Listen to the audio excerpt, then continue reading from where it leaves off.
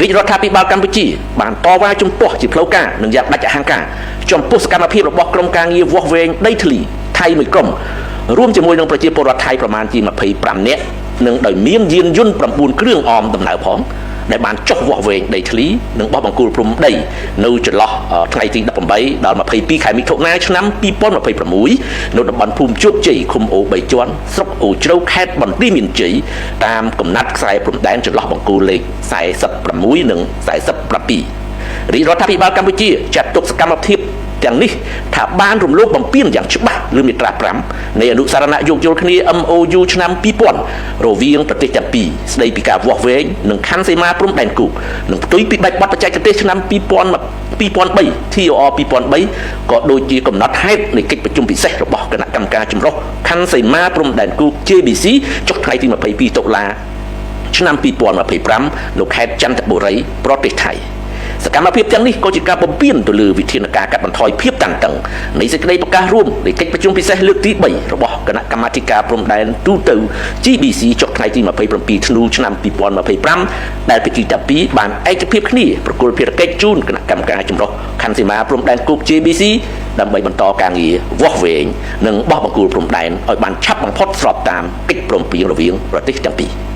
កម្ពុជាមិនទទួលស្គាល់ជាដាច់ខាតនូវការកែប្រែខ្សែព្រំដែនឬក៏ការទាមទារទឹកដីជាឯកតោភាគីរបស់ថៃនោះឡើយកម្ពុជាសូមបញ្ជាក់ថាសកម្មភាពទាំងនេះមិនប៉ះពាល់ទៅដល់សិទ្ធិស្របច្បាប់ឬជំហររបស់កម្ពុជាទាក់ទងទៅនឹងខ្សែបន្ទាត់ព្រំដែនអន្តរជាតិរបស់ខ្លួនឡើយរាជរដ្ឋាភិបាលកម្ពុជាទាមទារឲ្យប្រទេសថៃបញ្ឈប់ជាបន្ទាន់នូវរាល់សកម្មភាពខុសច្បាប់និងជាឯកតោភាគីហើយត្រូវបន្ធូរបន្ថយភាពតានតឹងនិងលើកកម្ពស់ទំនុកចិត្តគ្នាទៅវិញទៅមកព្រមទាំងរក្សាសន្តិភាពនិងភាពជាអ្នកជិតខាងល្អនៅតាមបណ្ដោយព្រំដែនរវាងប្រទេសទាំងពីរកម្ពុជាសូមបញ្ជាក់ជាថ្មីនៅការបដិញ្ញាចិត្តឥតងាករេរបស់ខ្លួនក្នុងការដោះស្រាយជម្លោះព្រំដែនជាមួយនឹងប្រទេសថៃក៏ដូចជាជាមួយប្រទេសជិតខាងទាំងអស់តាមមធ្យោបាយសន្តិវិធីស្របតាមច្បាប់អន្តរជាតិនិងកិច្ចព្រមព្រៀងទ្វេភាគីដែលមានស្រាប់ដោយប្រកាន់ខ្ជាប់នៅគោលជំហរជាគោលការណ៍ថាអង្គទាត់ខ្សែព្រំដែនមិនត្រូវបានផ្លាស់ប្ដូរដោយការប្រើកម្លាំងនោះឡើយសូមបញ្ជាក់ជូនថាកាលពីថ្ងៃទី15ខែមិថុនាឆ្នាំ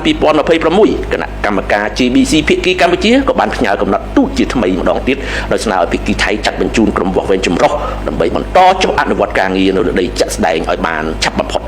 បាទនេះជាកំណត់ទូតថ្មីមួយទៀតដែលផ្ញើទៅកាន់ភាគីថៃជាបន្តបន្ទាប់ដើម្បីស្នើឲ្យរៀបចំកិច្ចប្រជុំពិសេសគណៈកម្មការ JBC កម្ពុជាថៃនឹងស្នើចាត់បញ្ជូនក្រុមការងារចម្រុះវាស់វែងបន្តអនុវត្តការងារលើដីជាក់ស្ដែងប៉ុន្តែភាគីថៃបានឆ្លើយតបដោយស្នើសុំពន្យាពេលជាបន្តបន្ទាប់ក្រោមហេតុផលថារងចាំនីតិវិធីផ្ទៃក្នុងការអូសបន្លាយពេលវេលានៃការតែងតាំងសមាជិកភាព JBC ថ្មីនឹងការមិនចាត់បញ្ជូនក្រុមវាស់វែងចម្រុះដើម្បីចុះបន្តការងារនៅលើដីជាក់ស្ដែងគឺជាការផ្ទុយទៅនឹងខ្លឹមសារនៃកំណត់ហេតុកិច្ចប្រជុំពិសេសរបស់គណៈកម្មការ JBC កម្ពុជាថៃចុះថ្ងៃ22តុលាឆ្នាំ2025និងស្មារតីនៃសេចក្តីប្រកាសរួមនៃកិច្ចប្រជុំពិសេសលើកទី3របស់គណៈកម្មាធិការព្រំដែនទូទៅ GBC ចុះថ្ងៃ27ធ្នូឆ្នាំ2025ដែលផ្ដល់អាទិភាពខ្ពស់បំផុតដល់គណៈកម្មការ JBC នៃភាគីទាំងពីរក្នុងការបន្តចុះវាស់វែងនិងខណ្ឌសីមាព្រំដែននៅលើដីជាក់ស្ដែងឲ្យបានឆាប់បំផុតព្រមទាំងអនុញ្ញាតឲ្យប្រជាពលរដ្ឋស៊ីវិលវិលត្រឡប់ទៅផ្ទះសម្បែងរបស់ពួកគេវិញឲ្យបានឆាប់បំផុតដោយគ្មានការរារាំងដោយសុវត្ថិភាពនិងដោយសេចក្តីថ្លៃថ្នូរអាស្រ័យហេតុនេះសូមបងប្អូនជនរួមជាតិជ្រាបជាព័ត៌មានបាទសូមអរគុណនិងសូមគោរពលាតែប៉ុណ្ណេះ